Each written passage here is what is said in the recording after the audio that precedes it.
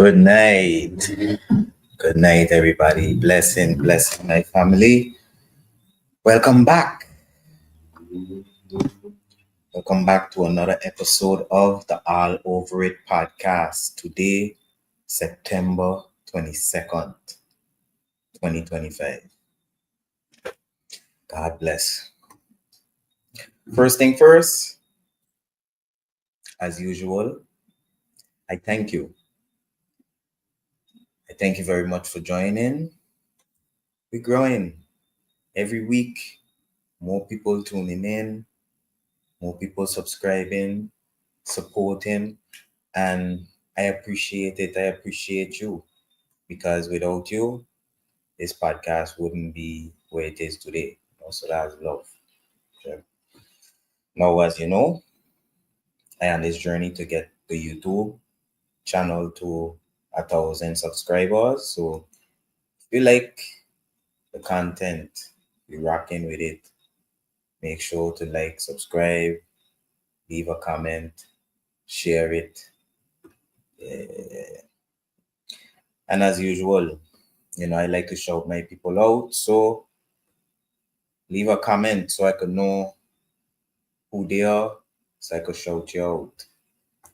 As you know, I am this live stream platform. I'm on the actual Facebook or YouTube to see, this person they are seeing it or the next person seeing it.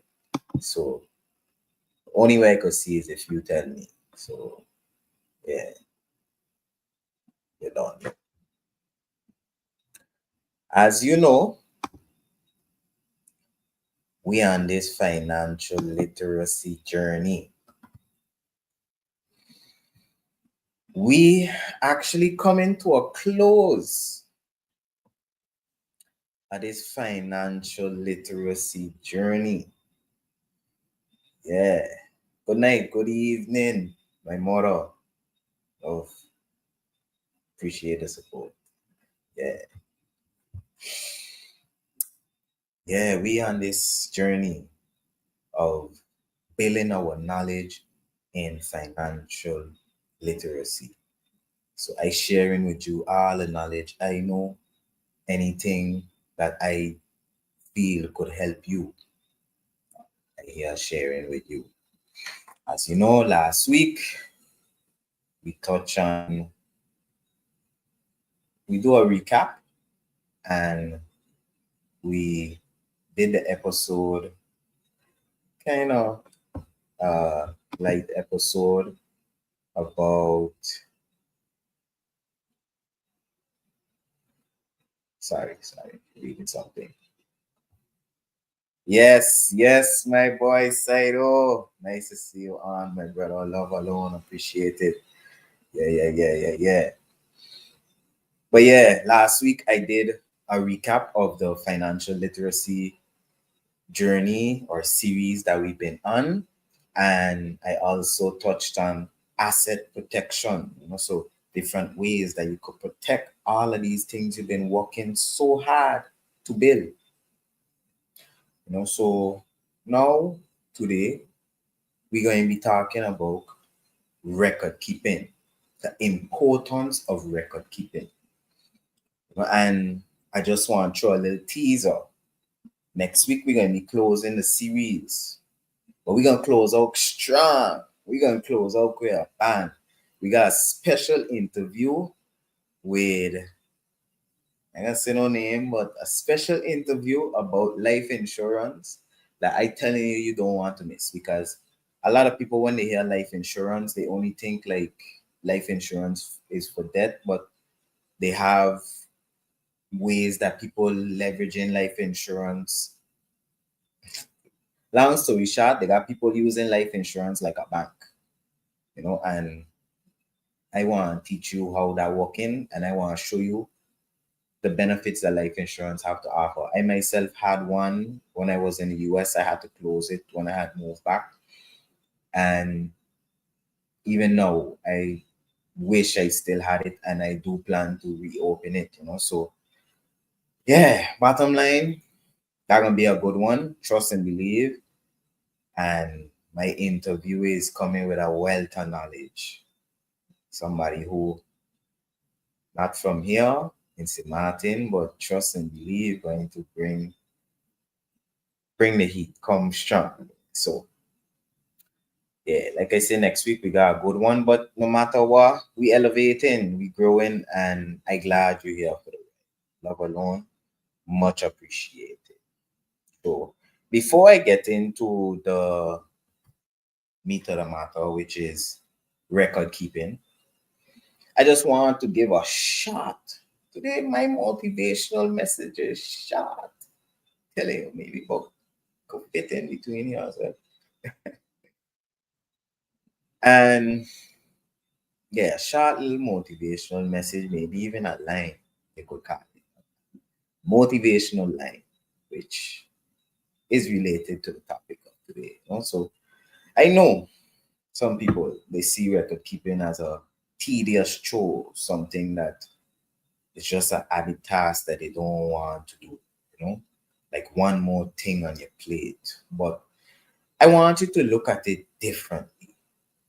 Think of it not like exercise, but similar to exercise. At first, it feels hard, maybe unnecessary, but every rep makes you stronger. Every page, every note, every entry is building your financial muscles.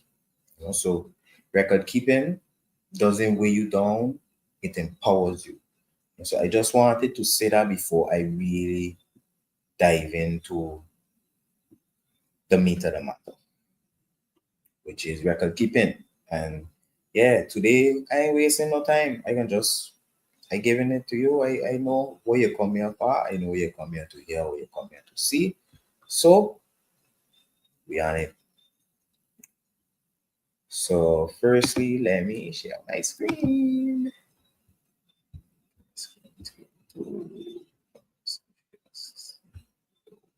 Oh, got it. Got it. Great.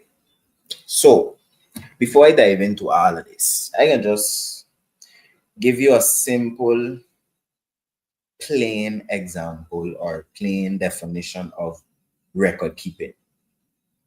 Record keeping basically just mean you keeping track of what coming in and what goes out.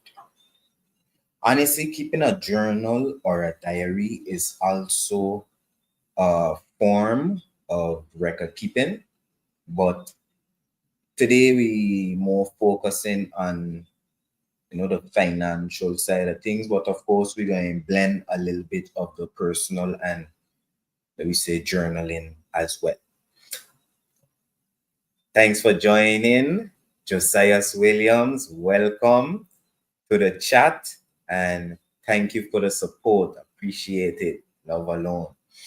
Yeah, so today we talking about record keeping. Like I said, it's simply so to not complicate it because it could get complicated, especially for business if you have a lot of different expenses or a lot of different incomes.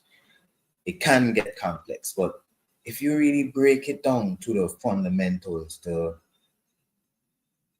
base, it's just keeping track of what's coming in and going out. So in your personal life, it would be if you're working and you're getting a salary, your personal income would be in, and then your expenses, let me see, your rent, your groceries, car maintenance, or all of these different things would be out.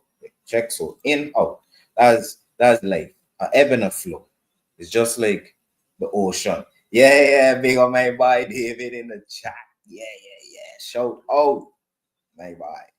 Yeah. We certify, just let now. Anyways, now in business, it's a little more complex because, like I say, maybe your business got one product, maybe it got 10 products. That's every sale you got to track for every product. And then let me say maybe your expenses might be more because you might have rent, maybe you leasing somewhere or these different things, but then you gotta pay employees, you gotta, maintain maybe multiple vehicles, manage property, however or whatever kind of business you have. The business may be a little more complex than your personal expenses, but still are the same. More moving parts, but same principle, on a broader scope. Like I say, it's not just about money, it's also about journaling, So even if you're a farmer, whether you use hydroponic, microgreens like David, journaling, keeping your records is important and could help you down the line, could help you make smart, strategic decisions that could help you just keep your business running or just bottom line make your income elevate, make your revenue elevate. But yeah, keeping records or life events or even like your business intelligence, let me say, your intellectual property. So let me say your business contracts or agreements or all these different things. All these things is records, to keep track of what going on. So yeah, to get into it, record keeping, like we see here, is in finance is a systematic process of tracking, organizing, and storing financial transactions and relevant business information, including sales, purchases, expenses, and assets, to provide accurate picture of financial health. So think on it this way. When you maybe starting up your business, you might have an idea or a plan of what you want your business to do, what you expect you're going to return, so projections. But then now, when you keep your records, you actually get to see the actual accurate picture of what really happening, what really going on, So, as I say, this practice is crucial for regulatory compliance, accurate financial planning, strategic decision making, and safeguarding a business or individual against audits or other legal issues.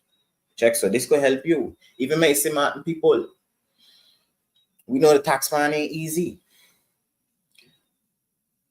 If you ain't keeping your records, you could be losing out a lot, or let me say maybe you might get some assessment, and then with your records you could protect yourself. But if you don't have your records, you just at their will,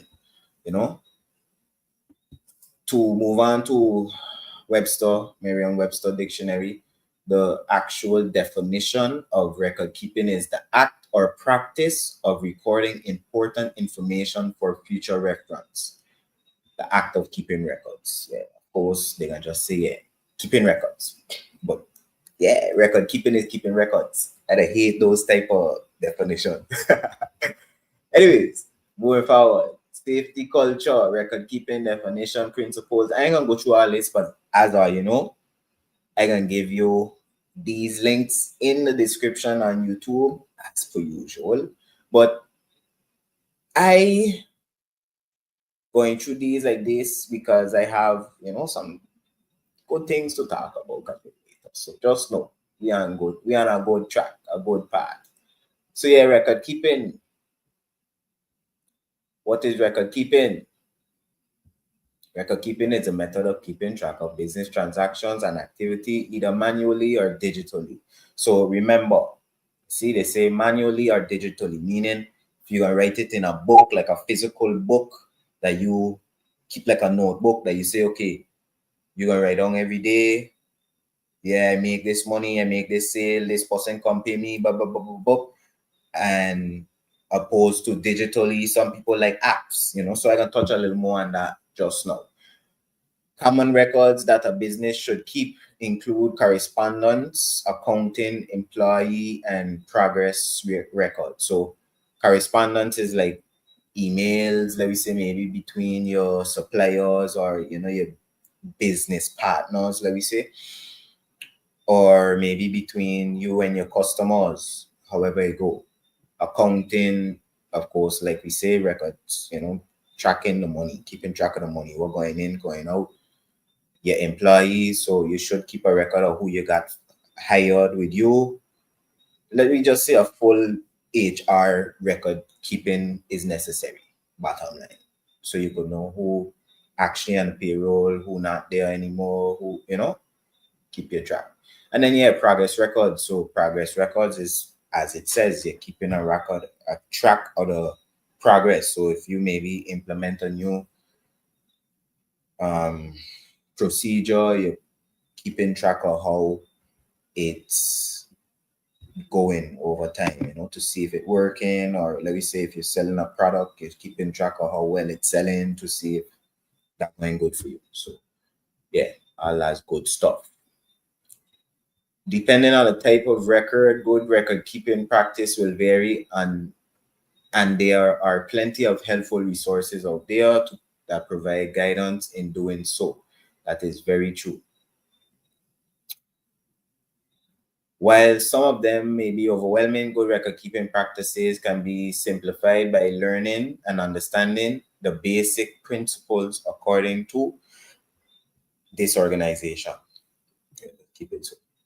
Regardless of form or structure, good record keeping requires a record to possess certain characteristics. These characteristics can serve as guiding principles for good record keeping, which are as follows. Authenticity. A record qualifies as authentic, meaning it real. It authentic mean it's not fake or fraudulent or copied. Reliable. The content, they could actually depend on it in the sense of it's true, they show it accurate, simply put. Integrity, the records show to be complete and unaltered, meaning, you're keeping to the right principles and standards. And then usability. A usable record is one that can be located, retrieved, presented, and interpreted within the given time period asked by stakeholders. So, meaning it need to be usable. So let me say if you get a tax audit, or if you got to file your taxes and they ask you for certain records, certain maybe duration, you need to be able to present it in a format that it could be used, and so on, so on. Yeah. So why it matters, having a good record keeping system helps in creating a solid foundation of for of information that a business relies on for running a safe and quality business operation. Below are some advantages and that businesses can gain with practicing good record keeping. So I ain't gonna go into all of this. Like I say, good read, good read, good read, as per usual. So now I got one more page here that have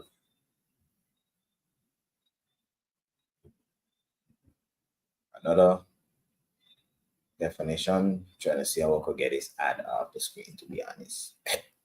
But anyway, keeping accurate and up-to-date records is vital to the success of your business. Understand that. That's key. That's a key statement there. Good records help you to minimize losses, manage cash, meet any legal, regulatory, and taxation authority requirements, and improve financial analytics. Your accountant can help you set up your record keeping system if you don't want to do it yourself. But we're going to touch on some options if you want to do it yourself. Don't worry. Check. Record keeping is how you log, store, dispose of important financial information for your business. Check. Records are source documents. Yeah, we went through our list. You may need access. You may need to access your records at different times of the year.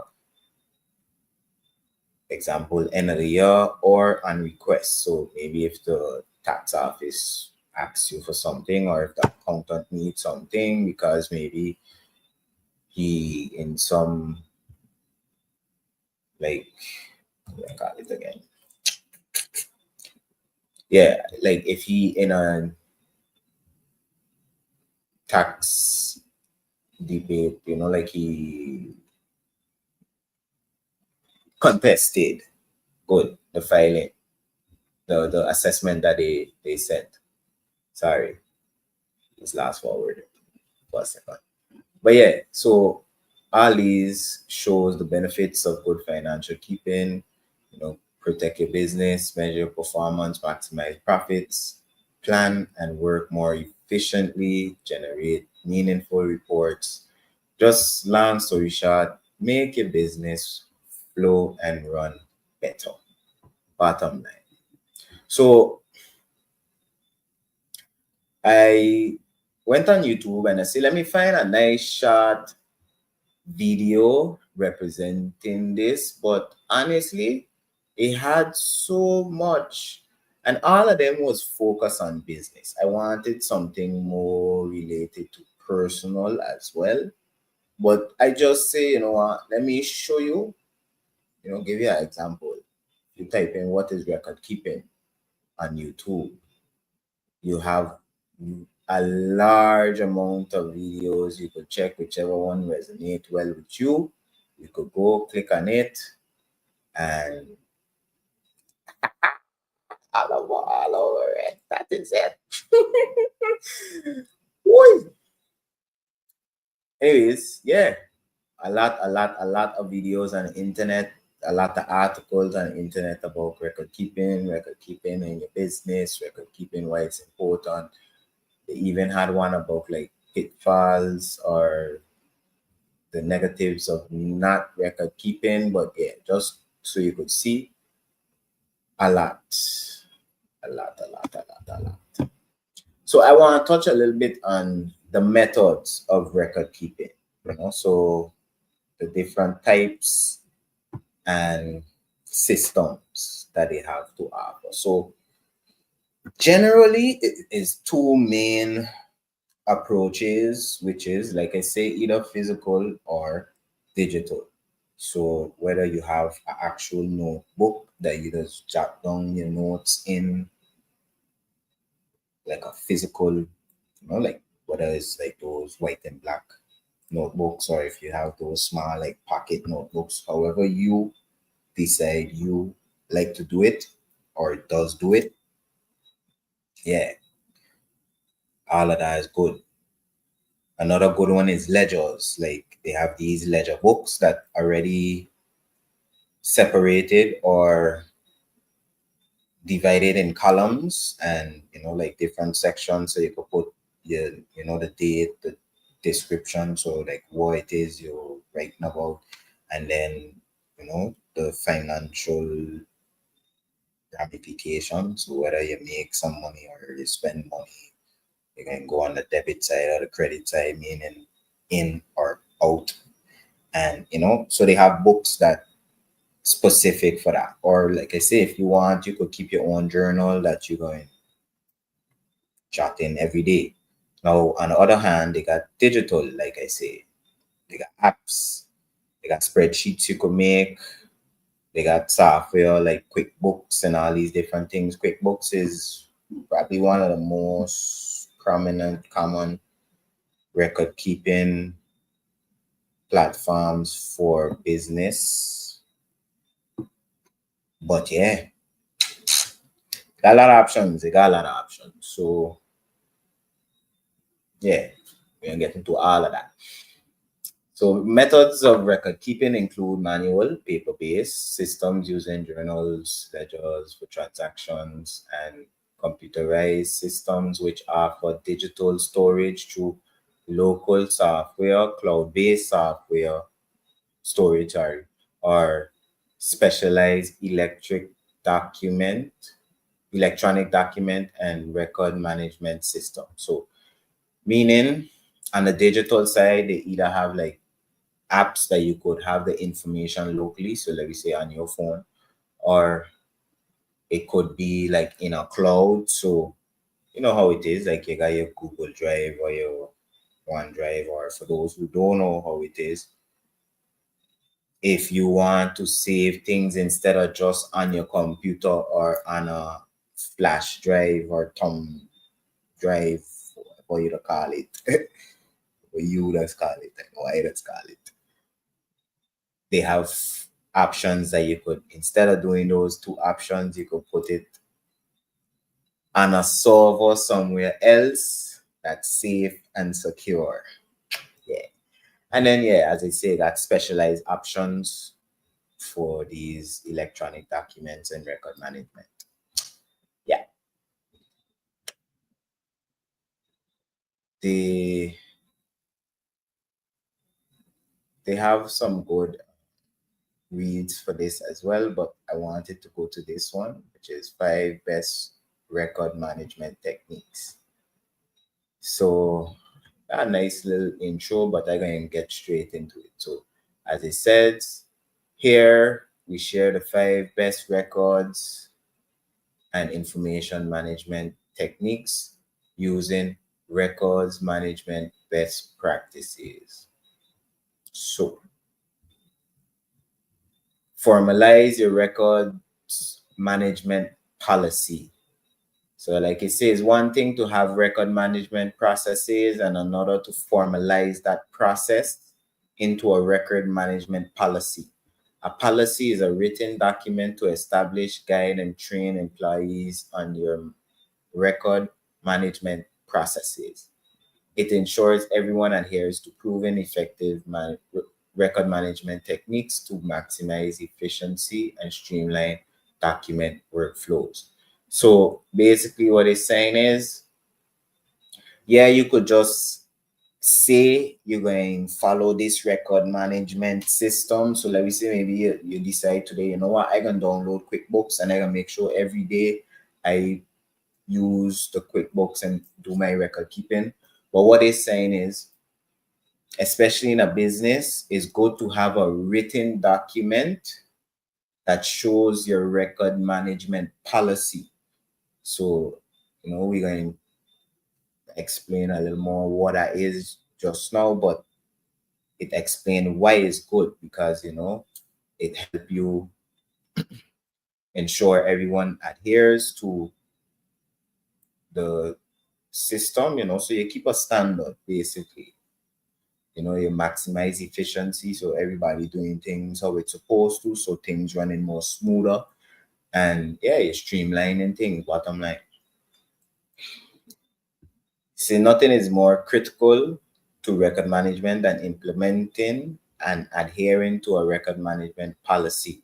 Your records management policy and procedures provide a roadmap for handling records, including how they are created, stored, accessed, archived, and destroyed. Your approach is specific to your organization, essential records, providing guidelines, ensuring records are complete, accurate, and secure. Your policy also outlines the following: who or what departments are ultimately responsible, who in the organization has access to what type of records, compliance specific to your industry, also who you have to really comply with, government laws, regulations, those things, training procedures when onboarding new staff. So let me say if you get a new hire, how you going to train them on implementing this policy, security, storage, retrieval, archiving, retention period. So yeah, all these things we're going to, good read, good read, good. So the second 5 best record keeping practices are: research and implement effective record management solutions. A solid and effective record management plan uses proven record management solutions. For example, suppose you're still paper-based or having digital and physical records. In that case, you'll need a solution that makes it easier to scan physical records so all documents are in the same digital format. On the other hand, if you use strictly digital records, you'll need a secure, easy to access digital document storage solution. So, like a cloud space. Check. And yeah, they give you all of these techniques here. You say your record management technique is only as effective as your chosen document management software. So they explain several things that make effective record management software. And yeah, create an automated retention schedule. So I'm gonna read this whole thing, but what it's basically saying to you is automated retention schedule, meaning what you're going to keep and what you're going to discard. So as it said, record retention schedules help minimize the storage space required by keeping your team on track for record destruction. Very good. So as you probably see, maybe in your job, in your company, or maybe you go to a bank or somewhere, you see people shredding papers. This is why. Check. So what they're saying is every company, if your company running how it's supposed to, or you should have done this, set up a automated retention schedule, meaning in the policy, you put how long you're going to keep documents. So let me say if you know that in your country, you have to keep documents for like 7 years, you'll put in your policy, okay, once documents past 7 years, then they could be shredded or they could be discarded in a confidential or safe manner.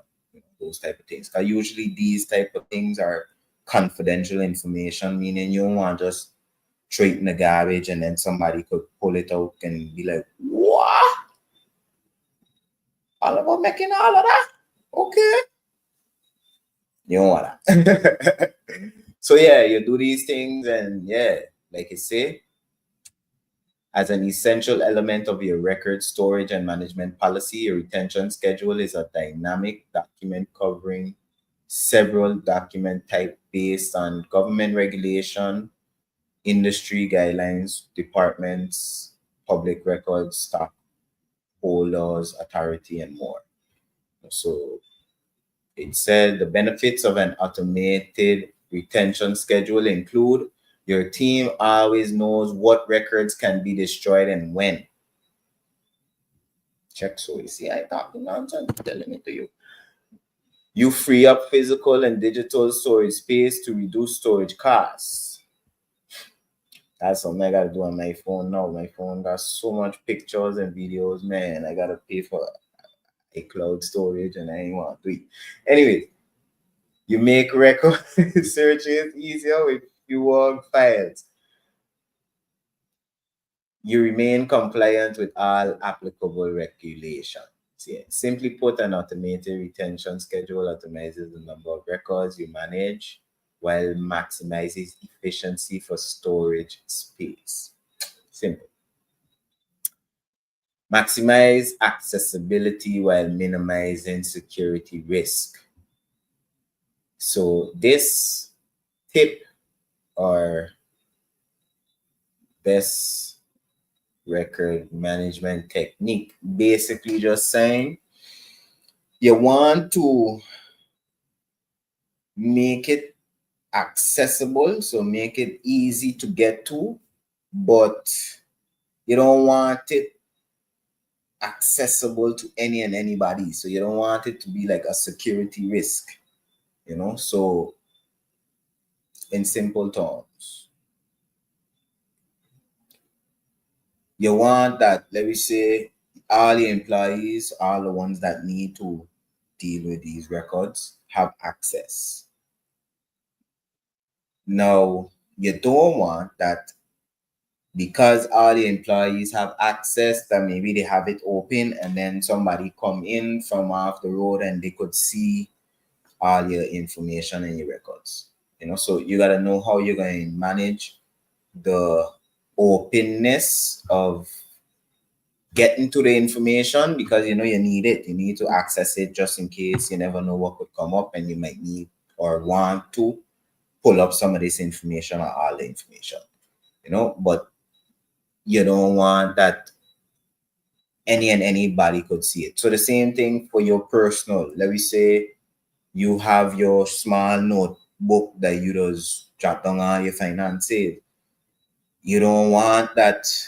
You want it accessible, so probably you walk with it. Maybe you're going on the road and walk with it, put it in your pocket, but you don't want that maybe while you're on the road writing something down, somebody over your back reading what you're writing, or maybe you drop it somewhere and now somebody got all the information. So these is things that's what this here talking about. So yeah, I ain't even gonna read it, because all of that just saying why it's good to have the cloud and why it's good to you know train your employees to keep confidentiality and all these different things. No problem, late, but yeah, they are. Blessings, appreciate you for coming, and big up my boy Ray one time. You don't know two one time, but yeah, thank you for joining.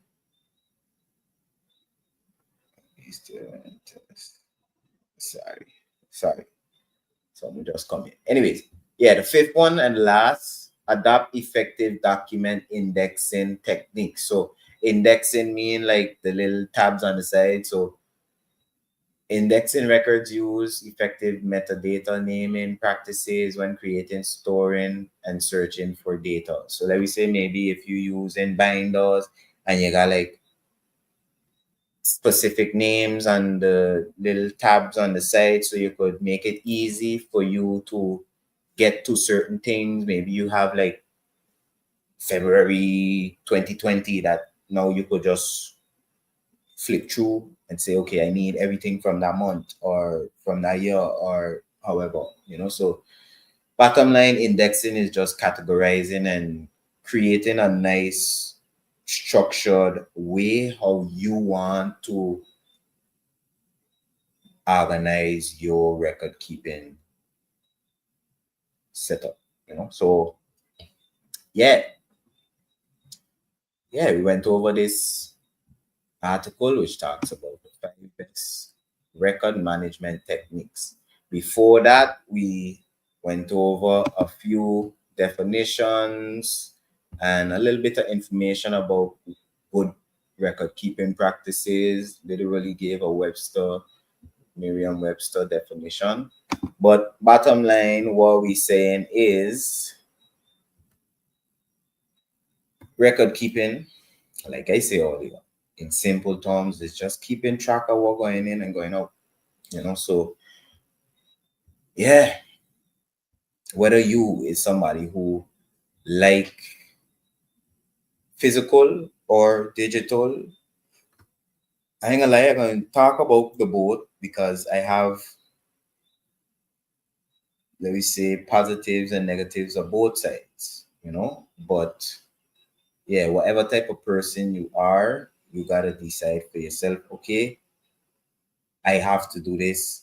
This is beneficial for my life. And like I say earlier, it might seem like a tedious chore, but when you really build a muscle, you're gonna look back like, why look what I doing and look how valuable this is for me. But yeah, so like I say just now, under the methods and systems, they have two main approaches: physical, with a notebook, ledgers, journals, and digital, which is apps, spreadsheets, software, different things of that nature. Whether it's cloud based, whether it's locally on your device, however you're doing it, you gotta decide which one works best for you and just get yourself organized and run with it. So some strengths for the physical side are it's simple. Low cost too. No tech needed. Literally, you spend maybe $1, you buy a notebook, and you want to go today. Today, you could be doing your record keeping and your journaling, whether you want to write everything that you do for the day, or if you check in, you can only write your expenses.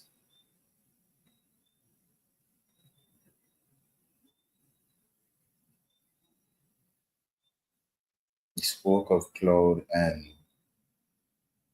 should one not have alternative like speak about the cloud because some like different people different. So that's why I say what I say, how I say it. So I know people even close to me that they rather have it on a piece of paper, they rather like a notebook and write it.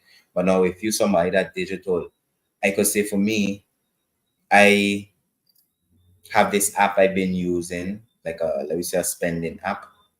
And I would say it's a good way to keep your records. And it it's not cloud based, but I like it because you could also have them like create your reports and thing at the end of the month or different things along those lines, you know.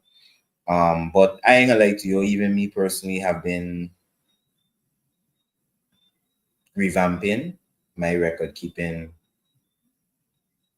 um process. So like I say right now I've been using an app, but truthfully until I straight, I've been looking to with the help of AI create a nice structured record keeping system for myself for both information and finances. Just saying, I make sure leverage the power of AI. Anyways, so back to what I was saying. Strengths for physical, simple, low cost. But now for digital, you have access anywhere. So if you have it on your phone, you could put in your records when you're on the road. If you let me say maybe in your office, if you driving, let me not say driving. I don't want nobody to get himself in danger. But you know what I mean though. You have it with you on the go, as opposed to if it's on a book, you if it's on a book, you let me say have to have your book. If you maybe leave it home and let me say maybe you end up doing something or spending some money, you don't have your record keeping system with you.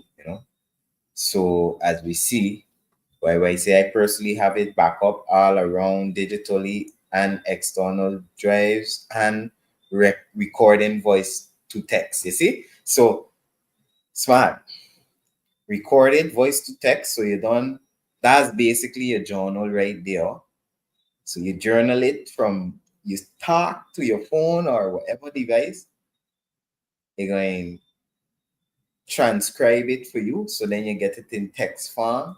And then now you could use that, whether you want to use it as a journal or then you could take out your financial, maybe say transactions out of it and then formulate your financial side of things. And look, you see, matter of fact, what are you doing? Gotta bring it up and show it. So you see, I personally have it back up all around digital and external drive. So meaning on cloud and on like external hard drives or maybe a flash drive, whatever to be. And then also voice to text and doing it just basically all around digital. And I like that you give me that answer because I was going to ask people in the chat to, share their approaches to record keeping. So you're done proactive on that one. I appreciate it. Love alone self. Woo. But you see, look, that's a good example of why digital is positive. Like I say, accessible anywhere, easier to search and easier to analyze. So let me say, like, if you have it digitally and you need a specific information, let me say, like, maybe you got to deal with taxes and your auditor or your tax accountant tell you, okay, well, I need information from this specific day. What you do on this day? With the digital, is easier to reference. Now, if you have it physically, whether in a book, in binder, or whatever, you may be able to access it still because you probably have it organized well, but it's a lot easier when it's digital, you know, easier to search, easier to analyze, because now you could compile information easier, because now somebody who writing it on a piece of paper, let me say if they write in like financial breakdowns or financial transaction, they gotta now go back and sit down and put in a report or like a financial actual breakdown showing like the thing. Even if it's on a ledger, even if it's done in a ledger book, you still gotta sit down and compile that information, let me just say. Check. So at least when you got it digitally, and these digital apps and programs now have it set up in a way to make it easy for you. You don't even gotta like say, okay, well, yeah, I gotta put this on this side now and that side. You don't know where things go, what you have to do. You could maybe just categorize things how you want, put in your own expenses, as in like expense names and income names and thing, and then just run with it, you know. So I IT man, I got a degree in IT, so I always advocate for computer. Check. So don't get me wrong, I do have a side of me that like things traditional. You know, I do like things written on paper to an extent and different things like that. I like cash money as opposed to card and all these things. But just know I know the benefits of computer and digital. Yeah. So yeah, basically key principles. Whatever it is you're doing, consistency is key. You check. So whether you decide you want to do it from a book, whether you decide you want to do it on a computer and the phone, on QuickBooks, on spending app, on journaling app, whether you checking, you know what, I can just do Apple Journal because your iPhone have a journal app, just telling you. I ain't gonna lie, even start on that same for me. So to show you, like, bottom line, and this is the key principle I'm trying to share and how I can bring it home for you. Consistency. Consistency is key. With everything you do, I would say I've been stressing on consistency for the past few weeks straight, but in general. But with this specifically, consistency is key. You know, like I say, I personally, my personal experience, I've experienced switching systems, and I could tell you switching systems often scatters data and it causes gaps. You check, so then now you don't have like a full idea of what's going on, and then it's honestly not viable data, to be honest. Like, yeah, you could do things with it, but if you don't have like a full understanding, it's hard. Let me say like that, you know. So from my own experience, like I say, I've tried writing it on paper. I went by ledger books and, you know, pull it out like, okay, this is for this month. Blah, blah, blah, blah, blah, blah, blah. I tried apps, like I said, I've been using this spending app most recently. I even tried putting together my own spreadsheet. I had a friend tell me they put together a nice comprehensive spreadsheet to keep track of their finances for the month, everything. And I look,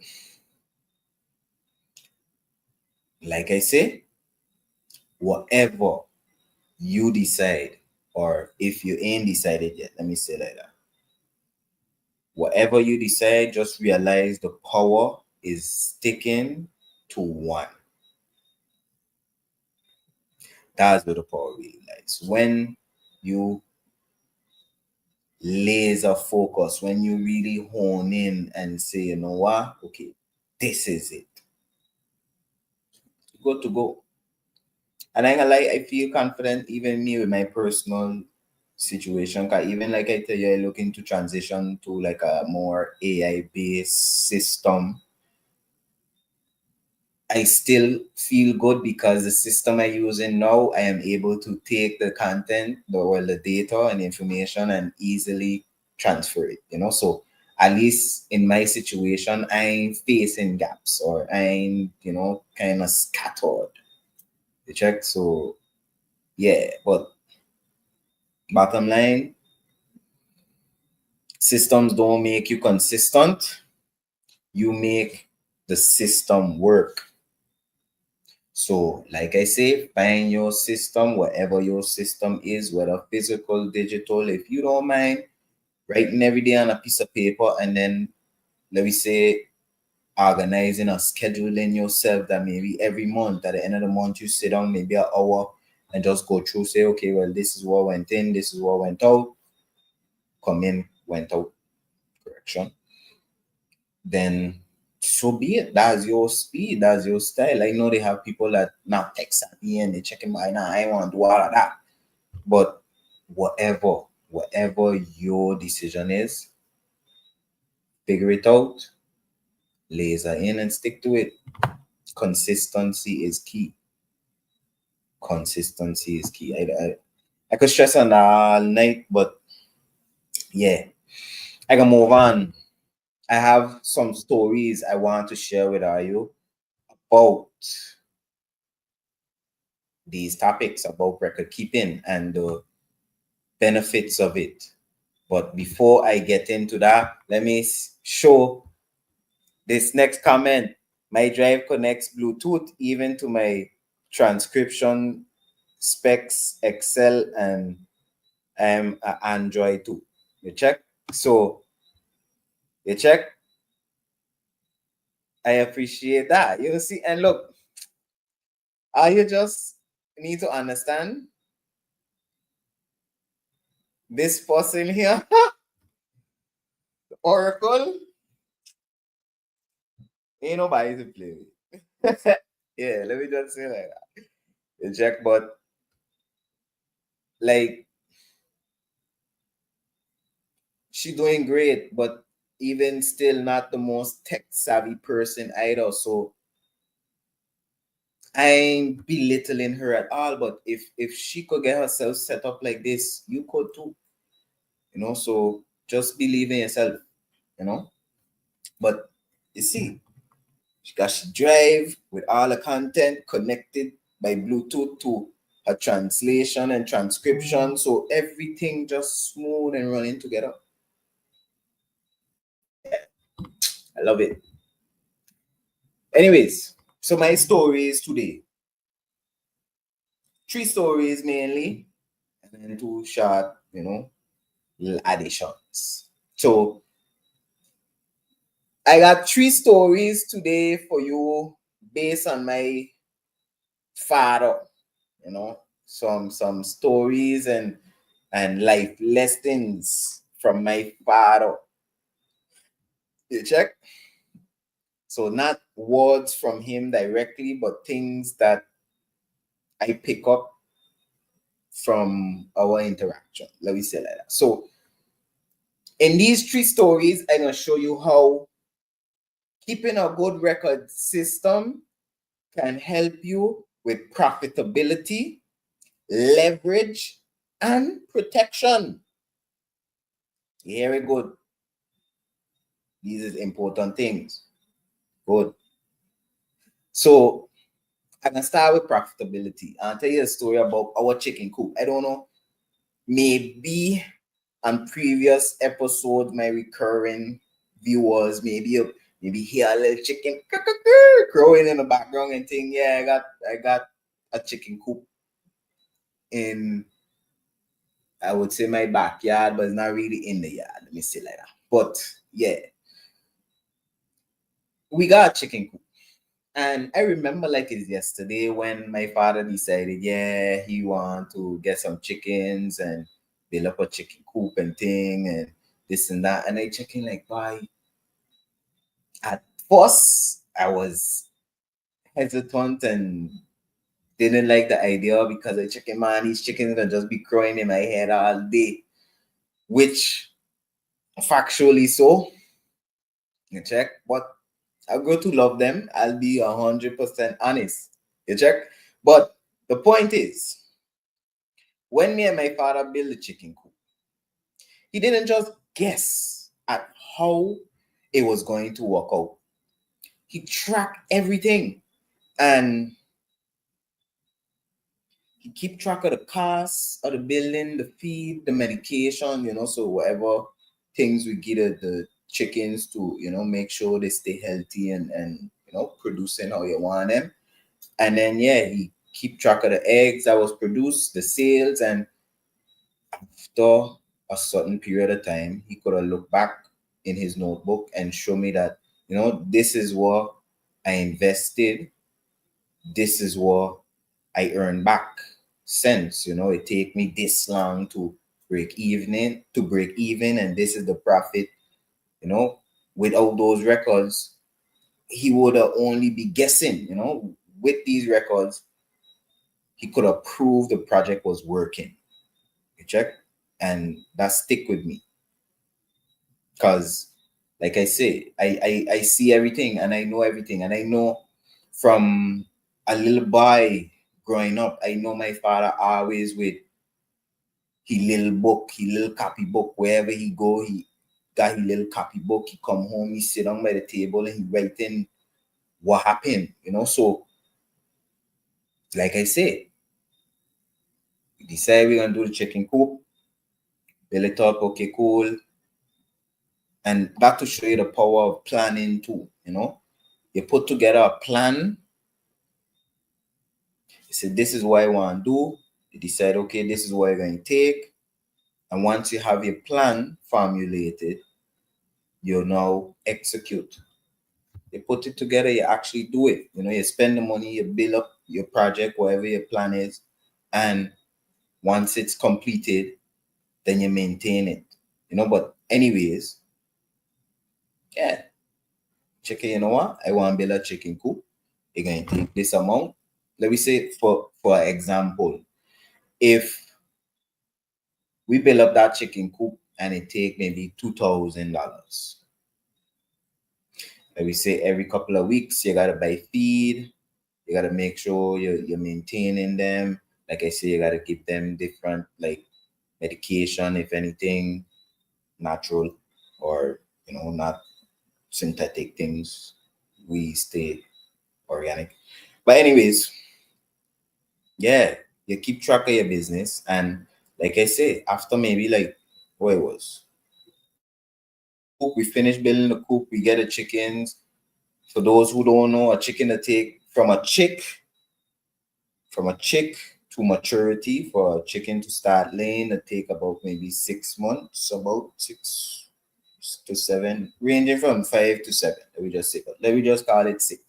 So 6 months, and then let me say we start getting eggs and then start selling eggs after that, and maybe after 4 months. So in 10 months from finishing the project, you done break even, and then everything after that is profit. But like I say, without records, without your record keeping, you'll never know. You'll just be guessing. It'll just be, why I think this is what it is, Another good example from my father specifically. I remember years back, he wanted to buy, cause my father a taxi. Layers, we got layers. Well, we got broilers too. We had get some broilers and layers in the beginning, which the broilers does lay too. But then we get specifically layers a few weeks after, and was more on that side of things. But yeah, so for those who don't know, my father is a taxi. And I remember some years back he wanted to buy one of those big 14-seater taxi vans from the lot, So he wanted it from the car dealership sale, so brand new. So I remember the bank had looked at his age and his income, and they didn't want to give him the loan, but he walked in with his record book, and the pages of it was daily income and expenses. So he kept a record of all of his the taxi driver, yes, taxi driver. He in the car. Anyway, but yeah, so he always kept a record every day, same when he started his taxi service. He kept a record of his expenses. So let me say what money he spent on gas, what money he spent on, let me say, the jewels, everything, all the expenses and his income. So because of this, because he had this book with his pages of daily income and expenses, that book became his proof. They give him the loan because they see that he actually could handle it. They see like, okay, he bring me in money. He bring me in over way more than what we asking him for, So they give him the loan. He buy the van and he keep tracking everything until he pay it off in full. And that show me your records aren't just for you, they open doors, So that why I say is leverage, So now, and I got another story that's another good example about leverage too, which is a recent story. Let me just say like that. But get to that one too. Before I get to that, I'll give you my last story about my father. So I think one of the most powerful stories in relation to this is when he had worked as the personal driver, so the chauffeur of the governor. Some years back, my father was the governor's personal chauffeur, and he tell me same thing even back then in that capacity. He used to jot down everything, so the trips, the conversations, details, all these different things. And he said one day they call him in a meeting and they lay out accusations, accusing him of something he did not do. So as he expressed to me, he stayed quiet. After they was finished, he asked them politely if he could go and get his notebook from the car. And they accepted. And with that in his hand, he was able to flip through to the date in question and show them exactly what really happened on that day. And he was able to clear his name. On that day, his records cleared his name. And that taught me records don't just make money, but they protect your integrity as well. So understand how powerful these things really are. So imagine that. And I remember that one too, because I remember one of the jobs I was starting. Actually, I think my last official job, it was my last full-time job. He had tell me this story because when I was coming on, somebody had tell me, if anything, when you start this job, just make sure you keep, you keep yourself together, you keep on the right track, you don't give nobody nothing to say or anything like that. And I check him, but why would they say that? So they kind of elaborated a little bit to kind of say like, why, sometimes things just be turned around on you and, make you look bad as an employee, and then, different situations like that. And to my knowledge, that's when he shared that story with me because, I know he does do record keeping, like I say, all the years, but To my knowledge, he only shared that one with me at that point, I guess, to show me like, look, if you feel like things could be fishy, protect yourself in this manner, you know? And long story short, with that company, things did start to get fishy, and I, on my own accord, decided I going to resign and get myself out of that fishy situation. Check. But anyways, point being, protection. So like I say, these three pillars, profitability, of course, you could make money. It's showing you how you're making your profits, how you're making your money. But also it giving you leverage when doors ain't opening for you. This could open those doors. Bottom line. And then protection. When people want to question your integrity, question your livelihood, question you as a person, you could show them like, yo, nah, you got a wrong guy, buddy. Check, yeah, straight up. Straight up. But anyways, my two last final short stories to relate to those points that I just shared is this. In my recent credits course that I recently completed and was certified for, during the course, you know, a lot of different conversations was had. And it had this one that we had that I gotta share with all you here today. Nothing really too big, but just like I say, showing you the impact. So in the class, basically the point was we going through this business course, and at the end of the course we'll get certified and be able to apply for a loan if we desire. And during the course they had one fisherman in particular. Big up my boy Lee one time, Lee Lake one time, two times, you know. Gosh, shout out Lee one time. Actually, he actually get what it was the number one spot in the class. Like they kind of deemed him like valedictorian of the class, you know. So big up, yeah. But anyways, Lee was expressing how, you know, Lee been doing fishing for years. Like he been doing that as a business for years. You know, he come up under his father teach him and thing. And what he expresses that, you know, he have years of data, like, you know, he kept daily data for maybe 10 plus years, you know. So what he explained is that, you know, he got his records. He could tell you exactly how much he make on any day, and you know, he know how much he making.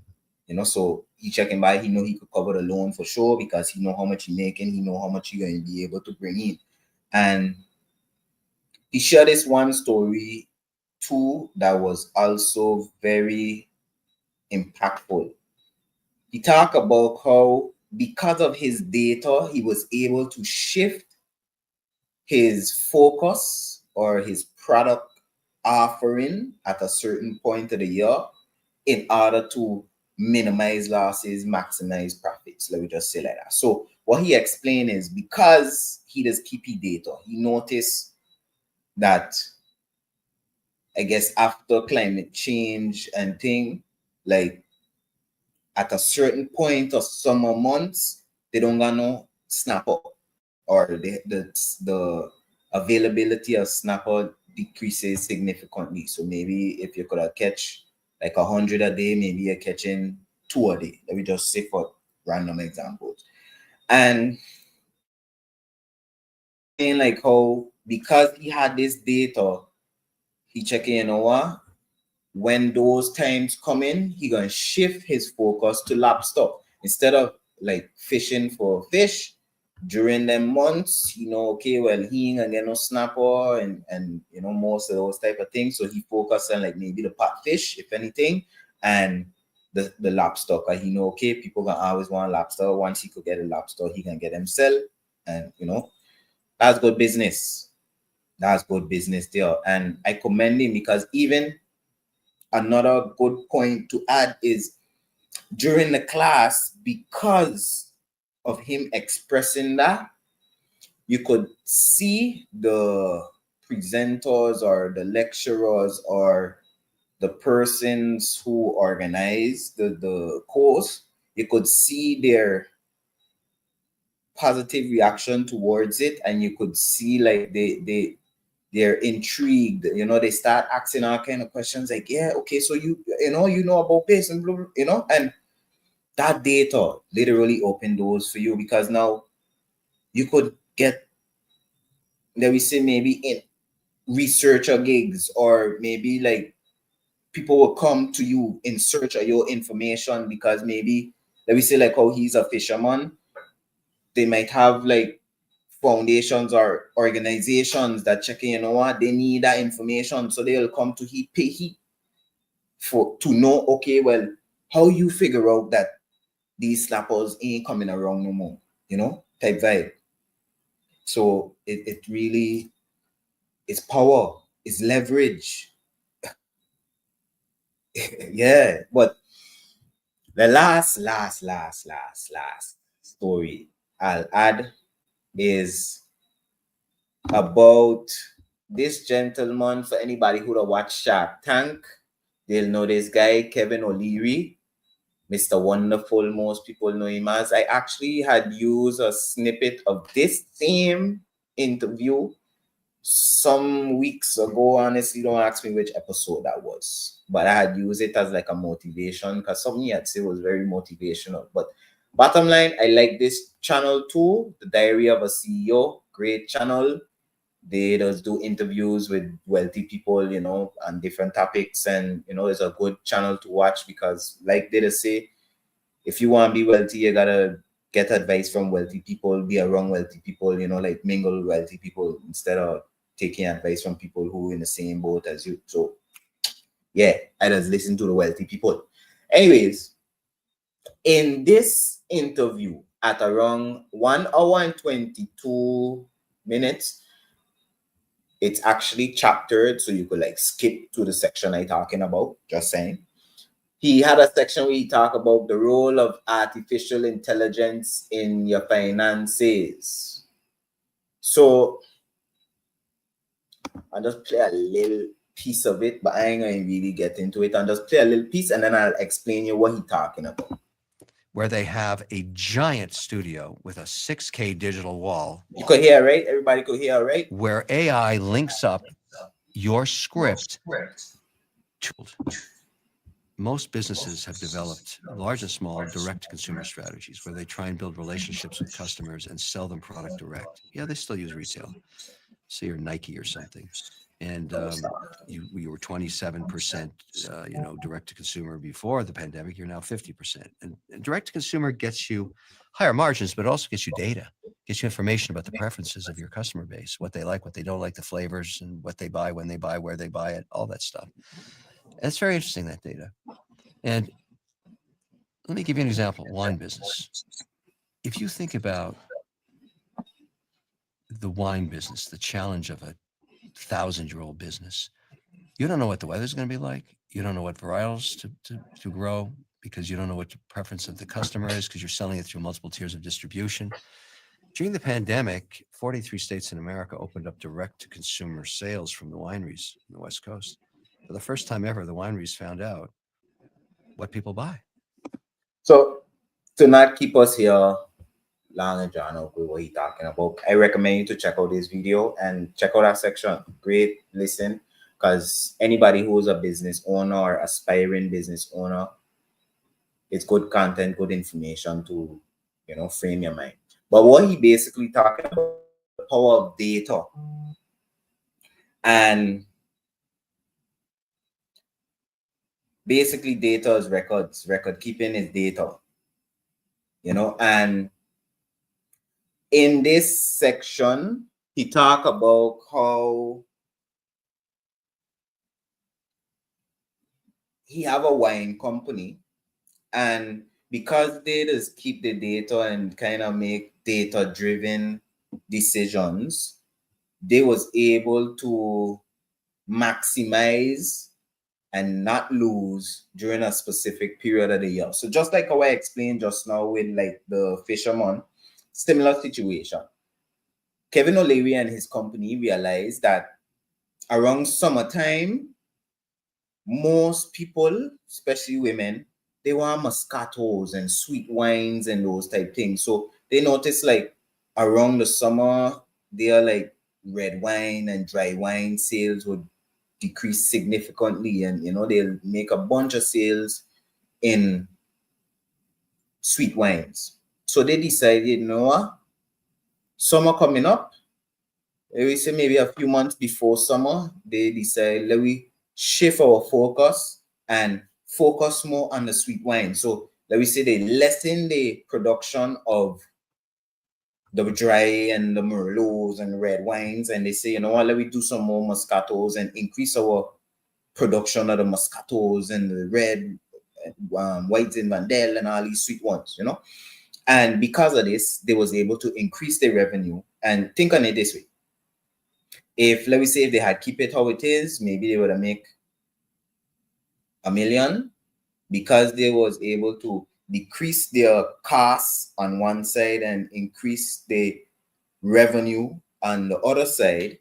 They, let me say, they come back with like double or triple the amount just because they made a small adjustment. So like I say, great listen. I hope I had hear what I was saying, because I did share with my audio, but I only you could tell me if are you hearing. I can't hear it for you. Anyways, yeah, I just wanted to share that, because to show you how like information and records data could help you make the right decisions, smart decisions that could boost your revenue and just boost your operation in general. Boost you, period. Your brand, whether it's personal, whether it's you actually have a business that you're running, whatever it is, these things could help you. Record keeping, data, knowing what happened in the past could help you move better in the future. I did say you have to know where you come from to know where you're going. Good night, Laurel. Blessings. Nice to see you join. Appreciate the support. Love alone. So yeah, I share those few short stories. Like I say, 3 stories about close stories from, let me say, lessons I learned from my father, and then a good life lesson I learned from Lee,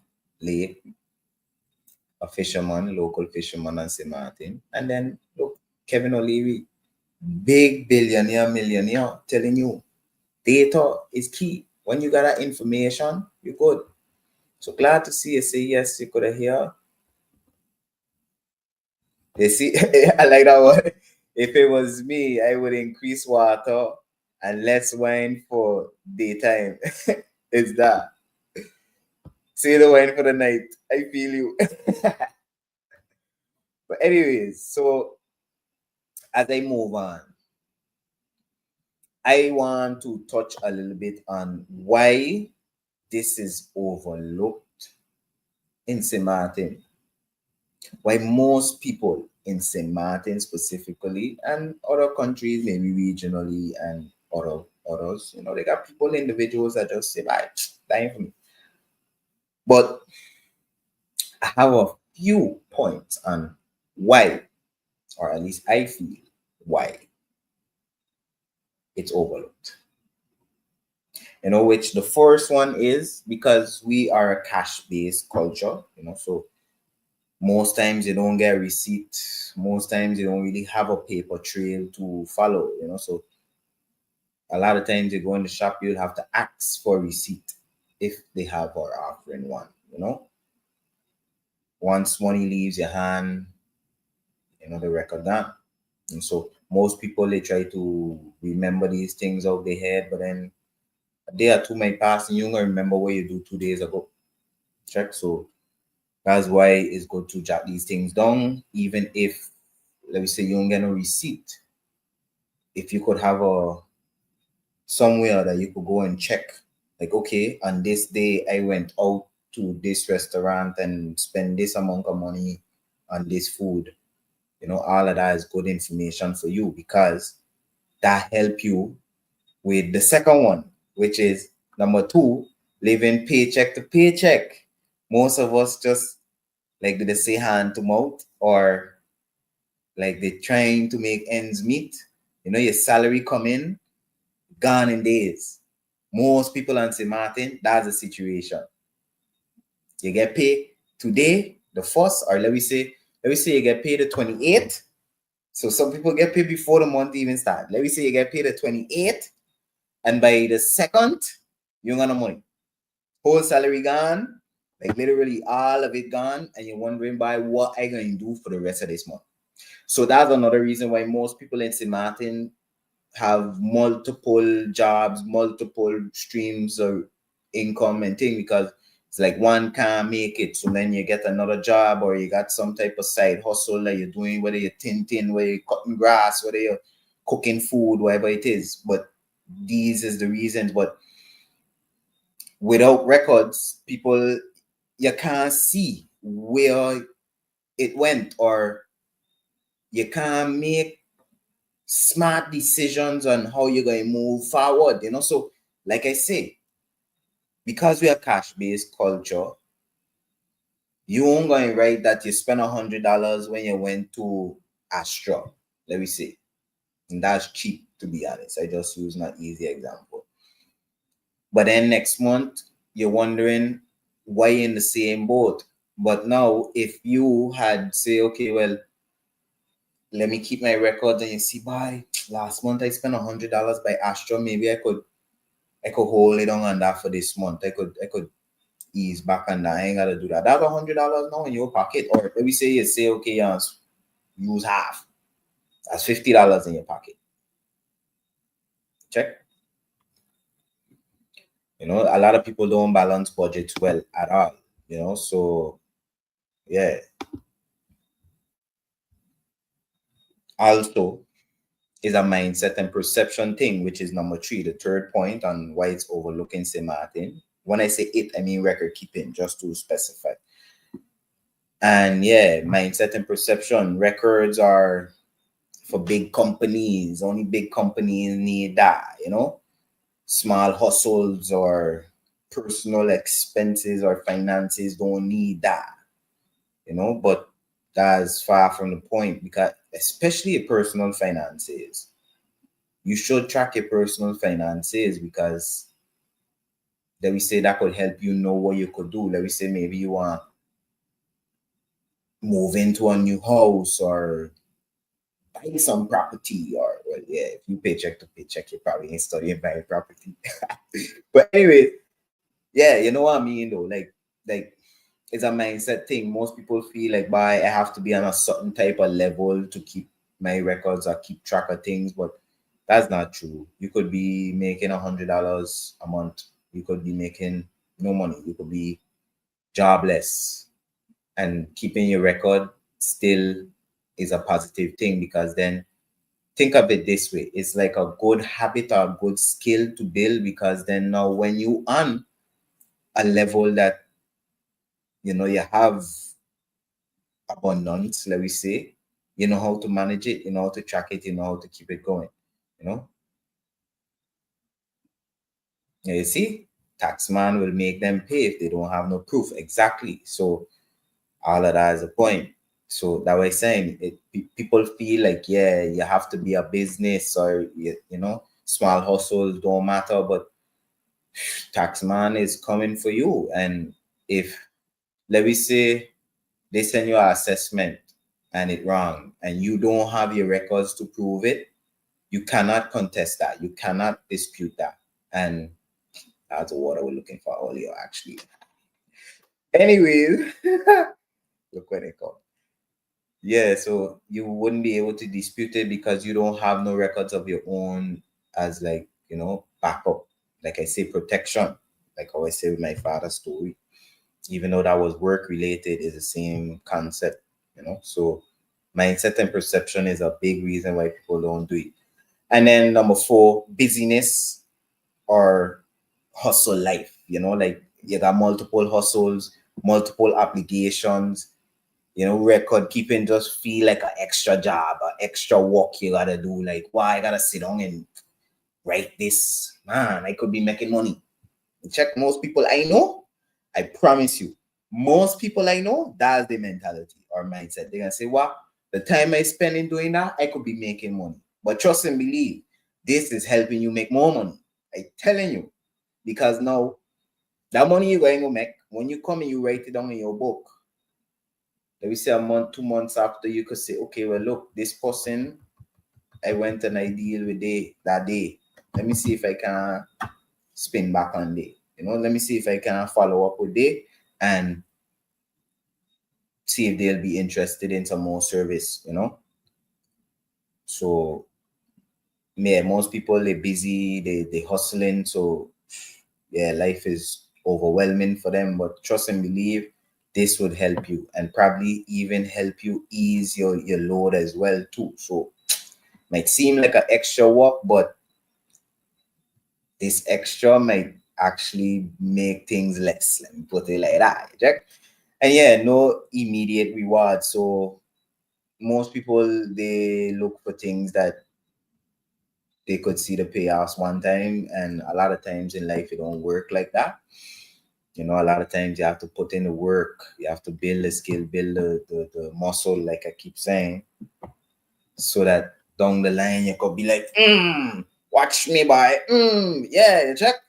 You can't just expect today and do 50 push-ups and then tomorrow, nah, down the line. So most people they expect immediate rewards, and because the benefits show up later, people don't stay consistent. So bottom line with this one, because maybe they might start up, but then they checking by, but they ain't helping me in no way, or maybe they didn't see how it could help, but then maybe you stop, and then a few weeks after is when the point that it would have helped you come. Life funny like that sometimes. But yeah, like I say personally, and let me be real with you, I know what this feels like personally.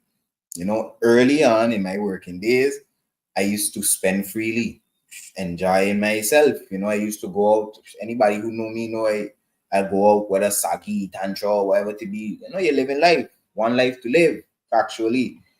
And yeah, by the end of the month, I ask you where the money gone. You're wondering what happened. You know, like I say, from all the working days, even from when I was younger, I used to play steel pan. I used to work playing steel pan, perform, and at that time, I used to actually get paid late a lot of times. And then even in those situations, you get paid late and a couple days after the money gone because what? You still got your bills to pay, certain things come right back at you, and you gotta deal with your things. But then because you don't keeping your records, you don't know what's going on. So like I said, you're enjoying yourself. I enjoying myself, going out, living life, and then by the end of the month, before the end of the month, you're wondering, but what happened with the money gone? I could tell you, I know people, or even me, I've been in situations, but for me, I a hustler, so we in St. Maarten, we is hustlers, we gotta find a way. So even if the money done by the third day of the month, we gonna find out a way to make things work till the next one. But yeah, all these things, I wasn't making enough. Else in certain cases, yes. But I could say it was that I wasn't consistent, with keeping records. And I ain't gonna lie, at a point in time, I wasn't even doing it. So, sometimes I'll try to write it down. Sometimes, like I say, I'll start an app, maybe fall off, start a few days, and then don't do it again. Sometimes I'll just keep it in my head, but because I wasn't consistent, I couldn't see the patterns, and that's exactly what I see happening in St. Maarten too, is not that people can't do it, but when you start and stay consistent, that's when the clarity gonna come. So that's my, I guess, recommendation or suggestion to you based on my personal story. I've been there. I know what it is to, okay, you get paid. You know why I get paid today? I going on the road. I going out. You don't even know how much you spend when you come back home because you go, you buy drinks for yourself. Maybe you go with some friends, you buy a round for day. You go multiple places. By the time you check stock, you spend $100, $200, and you look back, why I do last night? But you can't go back in time, you know? And then you don't keep in no record, so maybe next week you do the same thing. And then, yeah, it's just a vicious cycle we living in. And we have to start to do things to try and better our situation and break us out of these vicious cycles. You check? Real talk. Real talk. 'Cause like I say, in the beginning, it might seem hard and you might not value it. It might be like, why doing? But when you start and you stay consistent, the clarity going to come and you're going to see the benefit. A day going to come when you're going to say, wow, if I didn't have this record, I wouldn't have get through with that. And you're going to probably look back and say, bye, I thank Oliver, bye. Oliver tell me that I did the 22nd of September 2025 and a podcast episode, and I'm glad I listened to him, so don't live life with regret. Don't live life in regret. Check, do what you gotta do what's right, so that you could look back and say, "Bah, yeah, my life was good. Not by I should have do this, I could have do this, I would have do this." Yeah, nah. Oliver, there was an old time method of every receipt was there was an old time method of every receipt was punctured and this bill collector contraption, which was a spike embedded in a base, and every bill was slided on it, and they would be in date order. Yeah, so makes sense, So that would be like a more traditional form of record keeping, So like you say, you get your bills or receipts, and sometimes you would go to a restaurant and they print the receipt and they put it on this like spike pole thing. They like bust a hole in it and like keep it together. I would say that sounds similar to that, because then now it would be in order because everything going in order as the orders come in, and yeah, you keep track when the month end come or when the end of the day come, you could pull it out and say, okay, well, look, this is all what we make. This is all the sales. This is all the things that sell. These are inventory we sell out. So check what we have left, and so on. So all these things help you track and manage your business. And because of that, it helps you make smart decisions. Like my niece would say, make smart choices. Yeah, straight up. So after sharing these points and why people just overlook it, I want to share these practical tips with you, which is start small. Start with one expense today. Even if it's okay, you pull up a book or you pull out your phone and you're going like your notes, or I don't recommend notes. I recommend like if you got like a journaling app, which basically both iPhone and Android would have, you put that, because then it'll be by date, and easier to track in that way. But bottom line, start small. I recommend you start today, one expense today, and staying consistent. Don't let a day slide. That's the second tip. Don't let no day slide. Every single day, put down your thing. Make it a daily habit. Like my recommendation to you, if you don't want to say, okay, well, at the end of the day, and sit down and jot it down, say, okay, well, today I went here, I went there, I spend this, I spend that, then do it in the moment. So if you go by Ace and you spend $5, open up your app or open up wherever you to put your thing in and jot it down. $5 spend is today, whatever the date is. Well, like I say, a journaling app should have the date, so at least that should be done for you. And keep consistent. Consistency is key. I think that the thing I'm trying to hammer the most today. Understand, consistency is key. Sticking to it. Don't do it a week, 2 weeks, 3 weeks, and then checking, man, I don't know how to do this no more. I don't need this again. Telling you, I expect to hear you telling me from since that day I watched that podcast episode. I've been doing it since every day, and I expect to hear that a year, 2, 3, 4, 5, 6 years from now. Yeah, real talk. Real talk.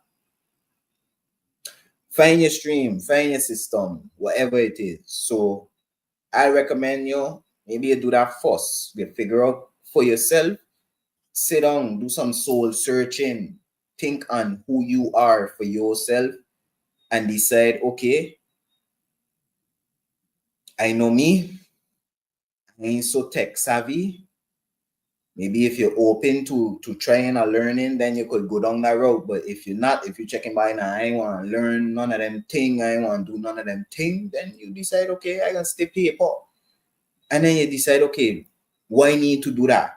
And keep yourself accountable. You formulate your system, find your system, organize yourself. Like I say, start small. Don't let no day slide. Check. So just to recap, the first three, start small. The second one, don't let any day slide. Make this a daily habit. The third, find your system, whether it's paper, whether it's digital, figure it out for yourself. Nobody can do it for you. Nobody can tell you what to do, because then it's you who have to stay consistent to it. So somebody could tell you, yeah, check out this app or this app, good for it, but you gotta feel it out and try it and see, why, okay, yeah, this is it. This is the one. This is what I want for myself. Check. And yeah, once you're chosen, stick with it. Like I say, consistency. I can keep stressing that. Yeah, engagement. So the engagement cues. So to help you put this together or do this, you could ask yourself these questions. What is my system? Whether I like a notebook or an app or none. Maybe you got another option that you checking, okay, this is the best option for me. What's my system?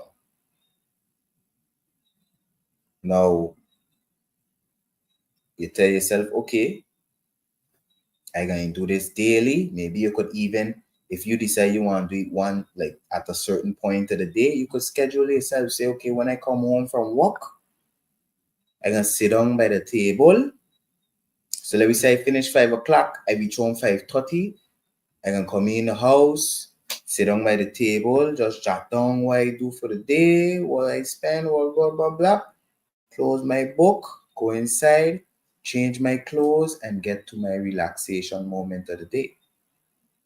That's an option too. Whatever it is, you check, whatever it is, you gotta know. So now I want to hear from you. I want to hear, you see, Oracle don't tell me what she does do. She tell me her system. She give me a whole rundown of it too. Look, let me tell you. Let me tell it to you. Let me show it to you. I want to go back in the chat to show it to you. Let me not just tell it to you or show it to you.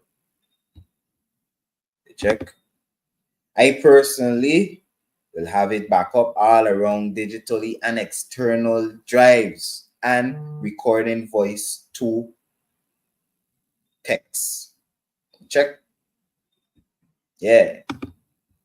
Also, she shared, my drive connects Bluetooth even to my translation, so the transcript apps, Excel, and on Android. Great. I love that. I love that. I love that for you. You check. So I want to hear what everybody does use, So share in the chat what you does use, whether you just write in a notebook, whether you got app, whether you just use QuickBooks, you know. If anybody in the chat or anybody on live does journal daily, I want to hear. Leave a comment, please, and thank you. Saying, yeah, man, Ollie, I just do that. Yeah, man, Oliver, I getting into daily journaling. Most people think I'm journaling like by only woman and children does write diary and thing, but keeping a journal is beneficial in a lot of ways. I'm telling you. Even a personal journal of your feelings and all these things could help you in the future. Check. And yeah, so I would like to know, like I say, what's your system? Whether you're using notebook, digital, physical, what you doing? What's your journaling system in the sense of if you're doing it daily or if you just do it like once a week or you just do it? And yeah, what apps or methods work for you? So I want to make this like interactive, collaborative, so maybe something you using might help one of the other people who watching this. So you know we trying to create a community here. So we're creating a community of like-minded individuals who on the same thought process and want to work together and collaborate for us to elevate and grow. That's how we trying to do. One hand wash another. Always not. Can't wash your hand like this. You can't clap like this. Gotta clap like that. Check. So yeah, that's what I gotta tell you about that. And yeah, like I said, I really open and would love to hear your feedback. Let me say feedback about the episode, about the information I shared, but also feedback on your record keeping style. I would like to know, you know, like I share mine with you and tell you that I am currently in a process of revamping, for good reason, trying to advance and make it a little more better, a little more professional.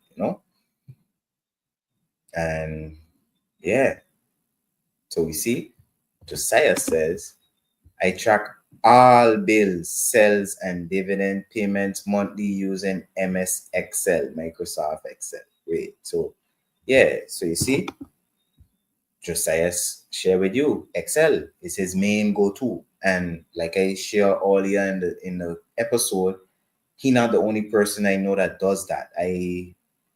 I know one friend of mine specifically, one of my farmer co-workers, big up Brenda one time. She self-expressed to me a similar situation. She tell me, she had issues with her record keeping and thing too. And she decided that day, you know what, I going to sit down and really put together a full detailed spreadsheet, with multiple tabs, with nice like visuals, so like charts and diagrams, so she could see everything and all of that good stuff. So it had everything from daily expenses, then it tracked the month, how it going in the month, and she was able to like, they had a section where she could see like where she could lessen certain things. So let me say like she could see like where certain expenses high and how she could try and manage them, and just yeah, good stuff, good stuff. So different people have different approaches. And share and tell her straight up. So since I is my people, my family here, my Facebook and YouTube family, I could give her a secret. Me, I very deep with ChatGPT. ChatGPT has been helping me with a lot of like information and documents I gotta prep to check. And I say to myself, you know what? I've been saying I want a financial record keeping system that easy. Me, I all about automation. Me, like I said, I have a degree in computer science, but I don't know. I have a problem. I like streamlined processes. I like things done smooth. Like I just say it's 2025. They check we We should be doing things in a smart and streamlined and easy automated way. You check? Anyways, I say a lot to say. I say to myself, I want a system. So let me say an app that I could just tell it the expense and it'll automatically input it in a spreadsheet of like, let me say, transaction report. And then at the end of the month, automatically compile that in a nice monthly report showing, not import, income and expenses and, giving a nice breakdown of how the money went, giving suggestions to better the situation next month. And yeah, just comprehensive. I like comprehensive. And I like I say, streamlined. So I like that we have the tools to make our life easy, use them. You check? And yeah, like I said, I actually done been dabbling with it. I actually don't create one, but I gotta develop it a little more.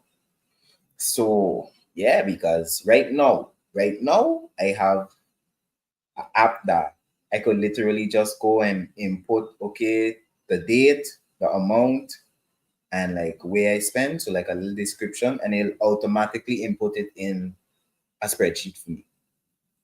So half the battle, let me say. You check.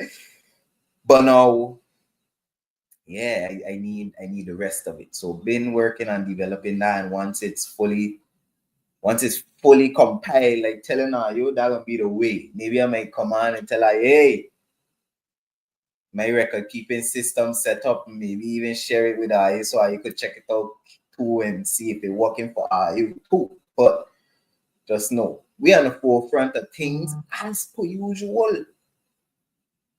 Yeah, as low. They check. So just I say that to say, like I say, I working on revamping. I have a system that working right now, but just trying to make it better. Trying to make sure that once I fully organize this system, it can just be running smoothly after. Check. So yeah, man. But you won't think that sound good? Even not just have to like type it, but like I could just pull up my phone and say, yeah, Ace, $100 and screws. And then I ain't even gotta say the date because I don't know the date and blah blah blah. Everything just streamlined. Anyways, yeah, Oracle say I have a little scanner slash printer 10 by 2, 10 feet by 2 feet for some of these receipts that the ink fades. Yeah, that's smart too because that a thing too. A lot of receipts that you get after, maybe honestly I thought it was longer, but after a few weeks sometimes them thing just it just white. It's a white piece of paper again. Oh yeah, sorry, 10 inches, sorry, 10 inches by 2 inches. That is two. That is a quotation mark. But anyways, yeah. You see, to scan receipts and thing, and that's a smart approach you're doing too for all your paper um receipts and thing. Some people too does just like take a picture with a phone as well, but I like that approach too because you get a more proper like digital visual, because your phone sometimes it might take a picture but the flashing look good, or maybe the picture dark, or maybe you could see like the phone in the picture. So doing it that way, the scan, you're good to go for sure. You could upload that way, and you got that forever and ever. Amen. Once you keep it stored and saved, so yeah, I going to come to a close now when I start closing down, wrapping up and all of that good stuff. So just to recap what we talk about here today. We talk about record keeping. I gave you a definition a few definitions actually, but to say as simple as possible, record keeping is just keeping a track of what goes in and what goes out. So it's up to you now if you decide you want to keep a journal with notes apart from, let me say, financial records. If you want to journal your day and all those things, all of that is good too. I think it's a good plus. But yeah, simply in and out, what happened today, bottom line. And record keeping does three things for you: provide profitability, provide leverage, provide protection, but also it empowers you. It gives you the power to move how you have to move how you want, to do what you have to make things better for you, to better your situation, and just better that for yourself and your family, people around you. So yeah, empowerment. So to close, I want to give this short motivational line again, a different one, not the same one, and say, yeah, some people might see this as a tedious but like stressful chore, like exercise, but understand, like exercise, every entry makes you stronger. Record keeping isn't here to weigh you down, it's here to empower you. It's here to make you stronger. Yeah. So I challenge you today to start today, even if it's one note, one line, just $5 McDonald's, whatever it is. Start today and stay consistent. Build that consistency, because trust me, you're gonna feel good for it. You're gonna look back and say, wow, I'm so glad I did this. Check. Yeah. And that's all I gotta say on record. Keep it, like you say, connect directly to Excel and log everything, including creating a personal statement like what the banks have. So you see, you could connect your phone, you could have Excel, you could connect your app, and you could upload your receipts and your scans and all these things. Even in certain work capacities I've been in, I seen this done. Like certain things come in paper wise, they scan it and upload it to their cloud storage, so that if they want, they could shred that paper, and they know they save, they have that information. Or usually they'll keep the papers for a set amount. So like how we talk about the practices and the policies, most companies, they'll maybe have a policy to keep things for a certain amount of months or maybe a year, or let me say certain information they'll keep, like tax information they'll keep for longer periods. But like certain things, maybe normal receipts or all these different things, out the window, you know? So yeah, great. I really love the interaction today, guys. I really did. I really was here with me. I appreciate it. I didn't feel like I was just here chatting to a screen. Yeah. Love it. And yeah, I gotta throw in this teaser again. Like I said, next week you don't want to miss it. I have my life insurance interview with with some big time people.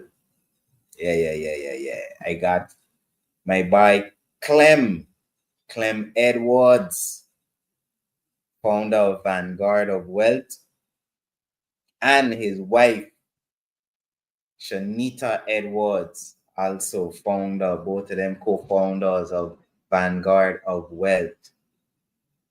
Check, but don't worry, I can give you a whole breakdown, a full rundown of full everything. Trust and believe, good things coming. We are growing, we are elevating. Like I just say, every week we doing things. We moving on up like the Jeffersons. Yeah. But I ain't like your boy, Mr. Jefferson, though. I ain't so hard to deal with. I a friendly, I a people person. You know? See, look, Josiah tell you, 7 years history is mandatory for records by law here in Canada. So you see, in Canada, you gotta make sure keep things 7 years. I want to see. I don't know if I had touched on it. I think I touched on it in the episode, but if not in my research, so in one of these links that I'm going to share, they talk about that. They said that in certain places it's 7 years mandatory. Oh, I remember it was one of the videos I had watched. So, and the link that I'll share with the videos, so the list of videos, they had that in it. That most places have some places, let me say, some places have a mandatory record history of 7 years. Long time to keep a piece of paper, though. But you see, that's why if you do it digitally, so even like how Oracle say, why say, if you have it on paper, you could always scan it, you could take a picture. I ain't gonna lie, these phones now have scanner apps too. If you want, you could just do that. But yeah, you get a scanner, you get it digitally, and now you got it for however much years you want it. See, so now Oracle tell you 5 years was for Maarten. I don't know about now, but here in the UK is 5 years. Nah, yeah, it's 5 years for Maarten. But it's also recommended to, have seven because you never know what could happen, especially here in St. Martin. But yeah, 5 years I've heard from different sources. Let me say that. So, yeah, on the button, on the ball. But yeah, like I say, next week, big things popping, little things flapping. We doing things. I gonna be promoting it. So share it with your friends, anybody who you know that life insurance would be a benefit for. They could learn a little something about it. Because most people, like I said, they feel like life insurance is just in debt, but they got whole life insurance policy now. They got universal life, which they got that got cash value. So every month a portion does go to your cash value and it compounds. I could tell you, and I'm gonna share my personal story about that next week too, because I had one. Like I said earlier, I had one and I see the benefits and looking back, I checking like, why you close that one?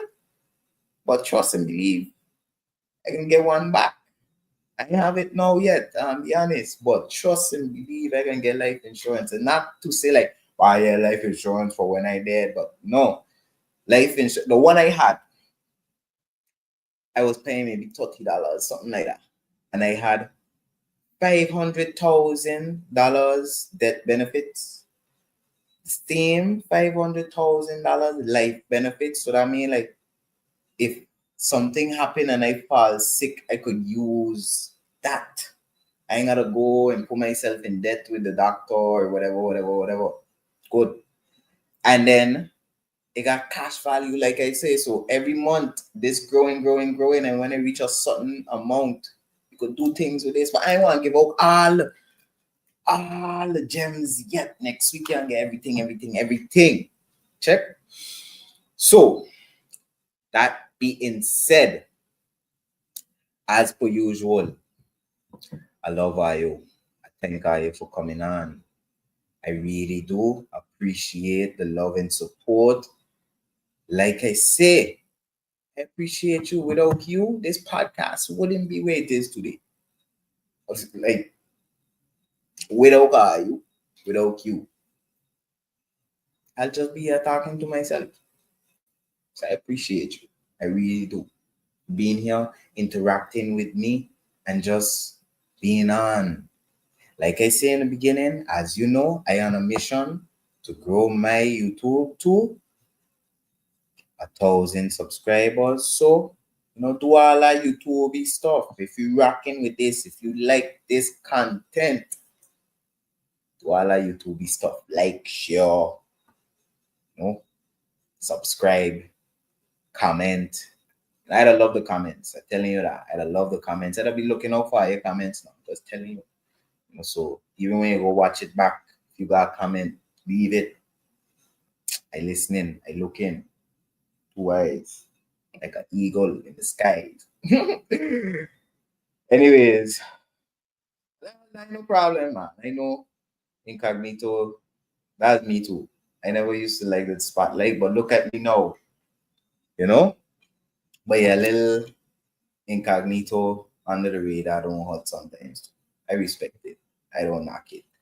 But yeah, love alone, appreciate it. I know you specifically, I know you there watching in the shadows in the background sometimes. So I know that. You don't gotta question that. But yeah, I appreciate everybody. I appreciate you all once again for joining another episode 21 of the All Over It podcast, where we talk about the importance of record keeping. Some might see it as a simple topic, but you see how impactful, you see how important it was. You see what we talk about today. So I tell your people because they might see by importance of record keeping. I ain't need that. But I telling you, and you know for yourself, you know somebody that need to hear this. Let's be honest. Share it with them. Tell them, look, don't just go watch 2 minutes in the beginning and say, man, I ain't worrying with that. Nah, check it out. All about talking good thing for you, not for he, for you. Yeah. Check.